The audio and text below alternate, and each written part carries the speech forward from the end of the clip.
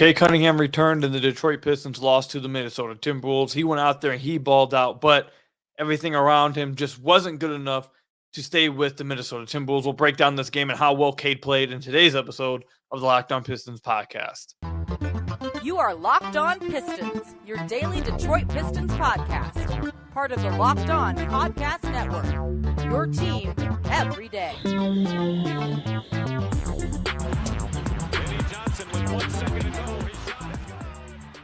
What's the deal? Welcome back to another episode of the Locked On Pistons podcast. Per usual, I'm your host, Kuka Hill. You can find me over on Twitter at Kuka Hill. I've been the host of this podcast over the last 3 years. Before it, I was a writer at numerous Pistons sites.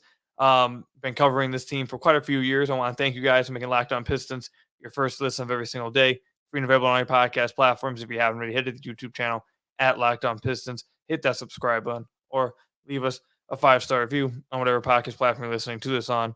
That's another great way to support the podcast. And today's episode is brought to you by FanDuel. Make every moment more. Right now, new customers get $200 in bonus bets winning any $5 bet. That's $200 if your bet wins. Visit FanDuel.com/lockedon today to get started. I want to let you guys know again that every week we will be having 3 fans onto the podcast to get all their grievances out. If you want to join one of those episodes, comment below or tweet at me over on Twitter at Kuka Hill. If you're listening to the podcast platforms, you can go over to the Twitter, or you can also leave a review, leave us a 5-star review and write in there that you're trying to get on in a way to contact you as well. But let's go ahead and get into this game. We'll talk about, just what is this team? What is this team we just witnessed out there? Will Cade Cunningham get to 65 games played this year? But I want to start off, obviously, with Cade's play in this game. And for those of you guys watching on YouTube, you may be wondering, Koo, what's up with Darth Koo? Why is Darth Koo out? Cade Cunningham came back. You were wondering if he was even going to play again this year. You should be happy. Darth Koo is out, one, because he's probably going to be out for the rest of the year. Until this season ends, Darth Koo will probably be here every single episode. I'm not going to lie to you. The second thing, you guys like Darth Koo, so Darth Koo, being around, being liked is something that I enjoy. So that's second. And then thirdly, the biggest reason, obviously, is that despite how well Cade played, just everything around him just continues to go to hell. And it's just it's tough to watch, man. It's truly tough to watch. So Cade came back tonight after missing a few games due to that left knee injury management. In just not even 29 minutes of play, 28 minutes and 41 seconds. He had 32 points, 11 of 23 shooting, 3 of 8 from deep, 7 of 8 from the free throw line. He was a -6 in this game. The Detroit Pistons lost by 15. When he checked out of the game in the third quarter with about 3 minutes left, it was a 2-point game. The Pistons had a lead in that third quarter against the Minnesota Timberwolves, one of the best teams in the entire NBA. When Cade checked out, it was a 2-point game. In the next 3 minutes, the Pistons found themselves down 12. He came back into the game, they were down 15. I just don't I have to believe that it's seriously, like, for people watching at home, it feels crushing. And for Cade, I have to believe I can't imagine how it feels to constantly come out of a game and then come back in. And it's just, it's basically over. Cade kept the Pistons in this game against the Minnesota Timberwolves, one of the best teams in the NBA, without anybody on his team, really. Without anybody. He kept them around just for it to go to hell in the 3 minutes he sat down. Just for it to go to hell. Just for it to go to hell in the first 4 minutes of the fourth quarter. When he came back in, the game was already over. He didn't have a chance to try to keep this thing close for the rest of the game. And he only played 29 minutes. So it's there's only so much he can do. Something I want to talk about with Cade as well is that, I think we have enough of a sample size to know this, or to reasonably say this. When he's healthy, he has proven to be an absolute star this year. When he is healthy and fresh and feeling good, he has proven this year he has taken multiple steps in multiple areas of his game. Still can get a lot better. His finishing ever since February has kind of fallen off a cliff. He's missing a lot of bunnies. If he was finishing better around the rim with some of these easier finishes, his efficiency would be off the charts. Be averaging way more. So he can still get a lot better. But even with that, when he's healthy, we have seen him this year being a legit star. when he's not healthy, when he's dealing with that knee management, when he's popping up on the injury report due to his knee, we have enough sample size, I think, to know that he's just not at his best at that time. So I think when like I said, when he's healthy, you can expect him to play well. But I think this might be something that just keep your eye on. Now, this is his first year coming back from that major surgery, and that's big time. I've talked to some people that's he's 100%, as close to 100% as you possibly would be after that. So this offseason is going to be his best time to really get back into like peak NBA condition. The surgery he had last season, and then just immediately jumping right back into NBA action this year. The hope is that after another offseason, he really gets back in that peak condition to where this isn't as big. This isn't something he has to manage throughout a season. So I think that will be the case, hopefully.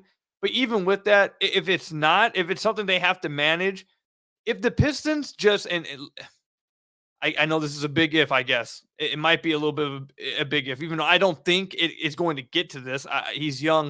And I think that the fact that this is one offseason after that major surgery, I think next year he'll be fine. But if the Pistons just manage his knee, his leg injuries, if they just manage that correctly, Hal, one of our friends, Hal, who's been on the podcast numerous times, he'll be on when draft process comes around, tweeted this out. I thought this was absolutely on point. If the Pistons can just manage his leg injuries correctly, they have a superstar in their hands. You have to manage him correctly. If it does become an issue, I'm not convinced it's going to be. I'm not convinced yet. I think this is just, like I said, the season coming off that surgery. Give it another year. I think he'll be in peak condition, because I think at numerous times this year you could see he was not at peak condition yet. He was. What I've been told is that he's at the best he possibly could be coming off that type of surgery. That's what I've been told.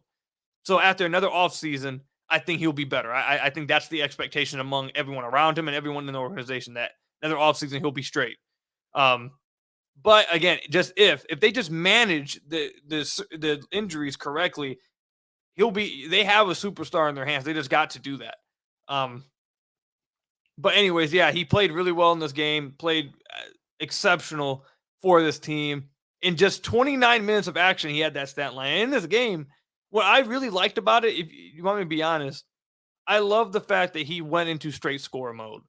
Because I do think there's some times where Cade, and it's funny because we've criticized him sometimes for holding on to the ball a little too long when he gets trapped and trying to do something himself instead of letting his teammates attack a 4 and 3. So it's a balancing act. It's just something that he's going to learn and grow with as a young player. You got to be able to balance both things and know when to do what. But I like the fact that he was in straight score mode in this game, because he was hyper aware that there's no one else on this floor that's going to be able to do anything.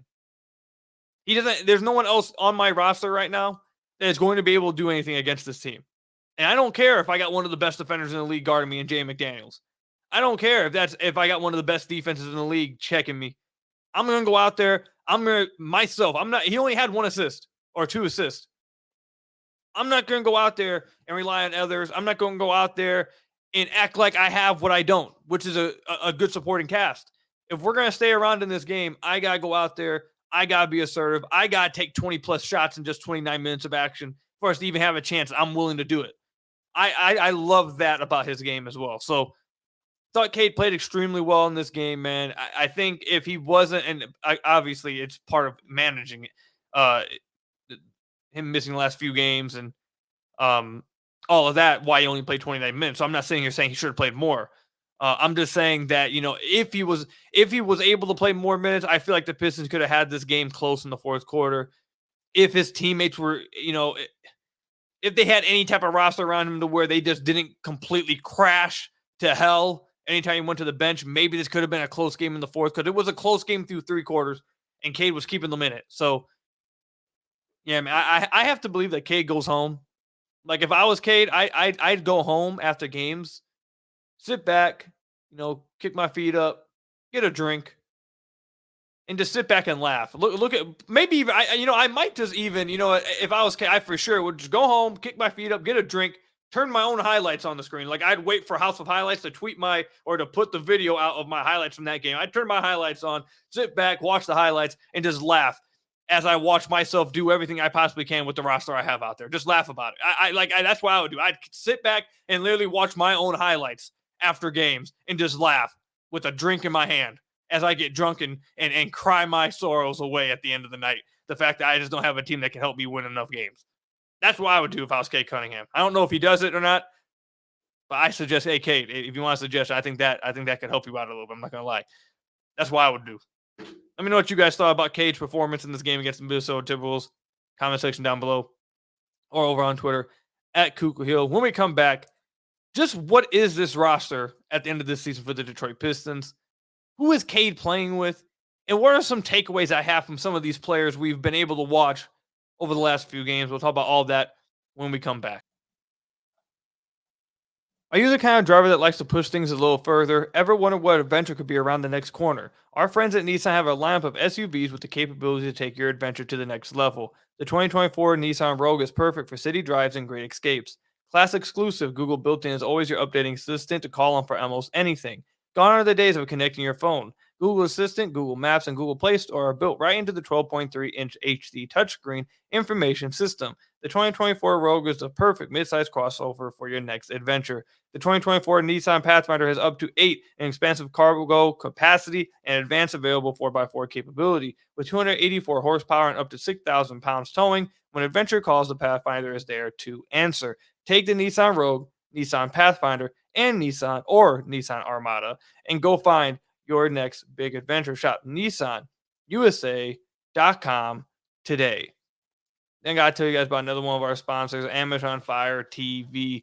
Fire TV is your destination for sports, from live games to highlights to in-depth analysis. Fire TV offers amazing viewing experiences with smart TVs, as well as a Fire TV stick that you can plug into your existing TV that provides access to millions of movies and TV episodes, as well as free and live TV. Whether it's opening weekend for baseball or the college basketball tournament, you're going to want to have Fire TV. Fire TV recently created Fire TV channels to deliver an instant supply of the latest videos from your favorite sports brands, all for free. That includes all of us over at Locked On and most of the big pro leagues and college conferences as well. Fire TV channels let you dive into all game analysis, highlights, and more to keep up to date on all the latest in the world of sports, March Madness, NBA, MLB, and lots more. Not to mention great news, entertainment, gaming, travel, and cooking videos as well. Check out Fire TV channels on Fire TV and Alexa devices. If you haven't checked out Fire TV channels, you absolutely should. Trust me on this. To learn more, visit www.amazon.com/LockedOnFireTV today.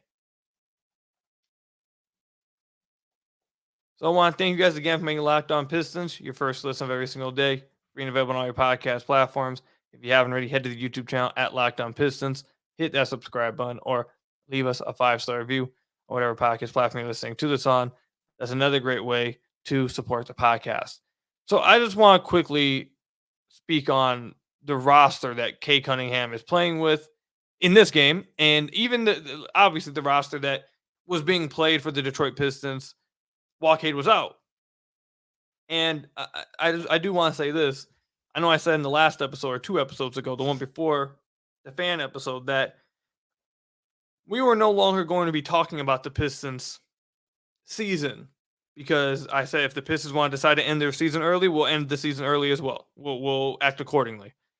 Well, Cade came back in this game. Duran came back in this game and played, so we're going to talk about it. If those guys are going to play, we'll talk about it. If they're just going to sit everybody and they're going to be playing G League guys, we'll act accordingly. So I'm keeping my word with that. Just wanted to give a little context with that. But what's this roster that's being put on the floor? Well, I don't take anything from I don't think any fans should take anything from obviously the minutes of Jared Rhoden, the minutes of Buddy Boeheim, the minutes of Malachi Flynn, who actually was probably the second best player for Cade tonight, at least the second leading scorer for sure. Don't read in anything from Troy Brown Jr. The only thing, if I was Pistons fans, to take any substance of anything from is the play of maybe James Wiseman, Jalen Duren, obviously, Metu, Sasser, and Tosan. Those are the only 5 guys that I would try to look at and take any type of substance from at all when watching these games. And we'll go down each player and how I feel about them and why I feel that way. So obviously James Wiseman, I think he is someone you have to watch because I really would not like them to do this. I'd like them to try and make win now moves this offseason, but there is a chance that they bring him back as the backup 5 next year. And he has improved a little bit from the start of the season. So you want to see if he continues to develop and continues to get better, or if they do decide to do that, you need to see that progression to feel comfortable doing so. I mean, if he doesn't play well, then obviously that's a signal to not bringing him back as the backup 5. I don't think they should do it anyways. And that's not even a shot at James Wiseman. That's simply a shot at this rebuild and knowing that they need some win now pieces. They need some guys that can impact winning right now because of how this has went.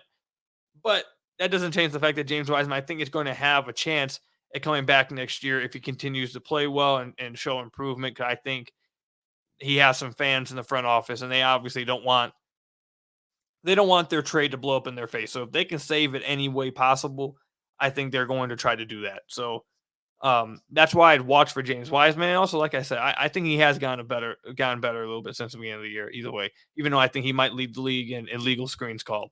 The next player is Tosan, because I think Tosan is an interesting two-way guy. I don't think he's played incredibly well, but he flashes some things that are interesting for a two-way guy. I don't think he's proven to be an NBA guy, legit NBA player. I just think he's proven to be a interesting two-way dude. He popped off a little bit in the summer league off the screen. I know he played well in the G League, and I know he also had another 10-day contract somewhere else. But he's a two-way guy. I actually think that was a good addition, a good signing, because he does show some versatility on the basketball floor. I just don't think he hits enough shots really to make himself enough of a NBA player. But he does showcase some things. So if he does hit shots at the end of the year and he plays well that way, I feel like that would be a fine two-way sign that the Pistons had. Or a 10-day contract. I don't know. Actually, I'm not sure if they converted his contract to two-way or not. I think they did, but I'm not 100% sure, so don't quote me on that. Then we'll move on to Metu, who I think, he's an interesting player because he has the perfect body type for a high-level wing. He has the type of athleticism for a high-level wing. And he does, some interesting things on the floor. He's just another guy that just doesn't make enough shots. He gets to the rim and he'll miss layups. He missed a reverse dunk tonight. He just doesn't hit enough shots, I think, to make him last in the NBA. But he does interesting things. Even in this game, he had 8 points, didn't shoot very well at all because, again, he just doesn't make shots. But 7 rebounds, 2 assists, 2 steals, a block. I think he's fine defensively. He knows how, he's strong. He's athletic. He had a few rotations of defense that I really like seeing. Offensively, the ball sticks a little bit, and he has the ability, I think, a few times to get to the rim. He's just an interesting player because he has the body type to be an NBA player and flashes the ability to be like an NBA player. But again, with him, it just comes down to hitting shots. So honestly, when Cade's on the floor and everyone's actually tuned in watching, I actually watch for Metu to see what he does because I do think he has flashed some things. He has some tools. It just comes down, is he going to hit shots? And so far, he hasn't been able to. But some of the other stuff I do think has flashed a little bit with him. Jalen Duren's obvious. Cade Cunningham's obvious. The other player I want to spend most of the time talking about here is Marcus Sasser. I'm sorry, everybody. I'm going to go ahead and make my stance clear here. I'm not going to beat around the bush. I'm just going to give my opinion. It is what it is. I'm not a big fan of Marcus Sasser. If you guys remember if you guys listened all the way back in Summer League, even in Summer League, I came on the podcast and said, I don't know if Marcus Sasser is going to be the type of player that is a favorite of mine. And I'd said it in a nice way that, he can do this stuff. He can, he looks like he'll be able to score and shoot. I know why fans are going to like him, but I don't know if he's going to be my type of player. I saw some of this in Summer League immediately. I could see it. And now, about to be the end of his rookie year, I'm just not too big of a fan of his. I think he has, obviously, NBA talent. He creates separation extremely well. His shot creation is crazy. The space he creates is absolutely insane. That's all legit. And overall, his shooting I think, is legit, even though he's been really cold as of late. I think overall his shooting is legit. I don't think it's as great as it was at the beginning of the year, but it's not as bad as it was over the last few games and how cold he's went since coming back. I believe coming back from All-Star break and a brief injury where he's shooting 28% from deep over the last 13 games. I don't think he's that bad of a shooter, but I also don't think he's that great of a shooter that he was to start the year. And that's where the problem lies, because outside of that, Sasser does not do much else for you on the floor. He's undersized. He's a small guard. He's undersized. I don't know what they have him listed at, but it's probably 2 inches of lies, like at least 2 inches of lies. He doesn't do much else on the floor besides if he's hot, then he can keep you in a game because he can get real hot real fast. But if he's not, and he's not going crazy with the ball in his hands, he's not going to create for others. He's not going to make the right passes.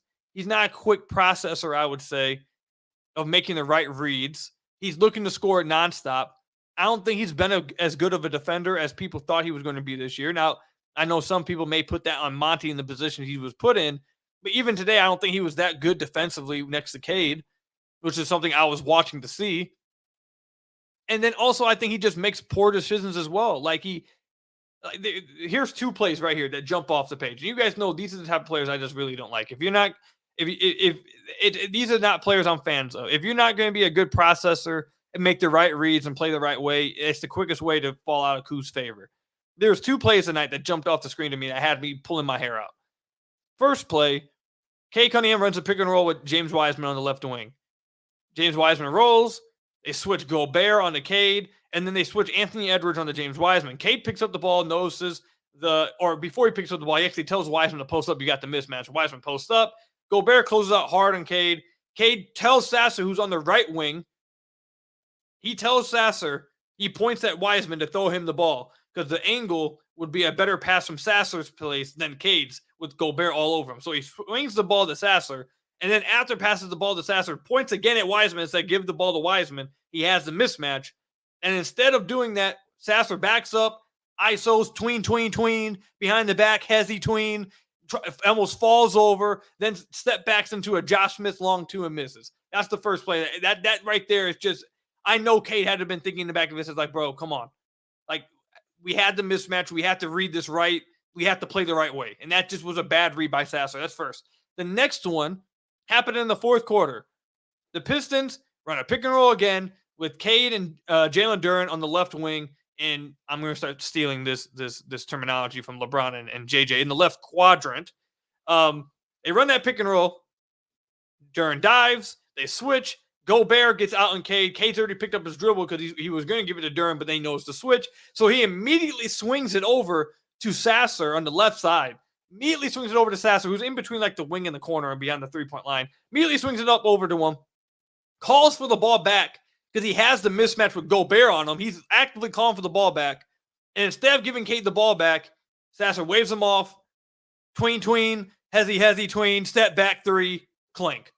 Like those, more so than the fact that he shot 2 of 11 from the floor. More of the fact that he hasn't been shooting the ball well. Those type of plays happened all year with Sasser. Whereas he doesn't make the right play often. He is in the game quite literally to score the basketball. He is in there to shoot the ball, score the basketball. If you're asking him to do anything else, he just isn't able to do it. And the fact that that's the way he's playing as an undersized guard with what this team needed at the wing position, it's why ever since the draft, I've never understood why the Pistons traded up to take an undersized guard with this type of mentality instead of addressing what was a clear need for them at the wing as we're watching G.G. Jackson go crazy for Memphis. Like that kind of stuff, I'll never understand that. So I had to get that out there. Sasser is falling out of favor with me. I really don't like. If you're a scorer, you're a scorer. But the decision making and processing is really it's frustrating. It's incredibly frustrating, and it's hard to win with players like that. That's just how I feel about it. So let me know what you guys think. Comment section down below, or over on Twitter at Kuka Hill. When we come back, will Cade Cunningham get to 65 games this year, and why I think that's extremely important for him to do? We'll talk about that when we come back. This episode is sponsored by BetterHelp. Give online therapy a try at betterhelp.com/LockedOnNBA and get on your way to being your best self.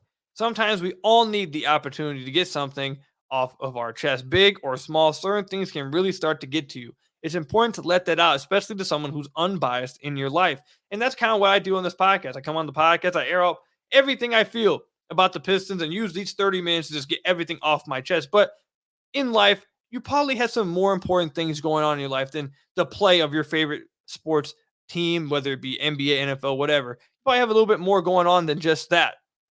And for those things, there's absolute zero reason why you shouldn't try to give BetterHelp a chance. If you're thinking of starting therapy, especially, give BetterHelp a try. Therapy can be different for everyone. Most of us, again, have bigger problems than our favorite sports team, and it's important to get those things off of your chest, whether it be big or even small things. Just keeping it inside and letting it build up eventually turns into a big thing. And getting that kind of stuff off your chest is big time and can be a big difference in your life. It's entirely online. BetterHelp, that is, designed to be flexible and suited to your schedule. And if you don't like the therapist that you get, you're not vibing with the therapist, you can switch just like that over on BetterHelp. Again, extremely flexible and suited to your schedule. Visit betterhelp.com/LockedOnNBA to get 10% off your first month. That's BetterHelp, HELP.com/LockedOnNBA to get 10% off your first month with BetterHelp.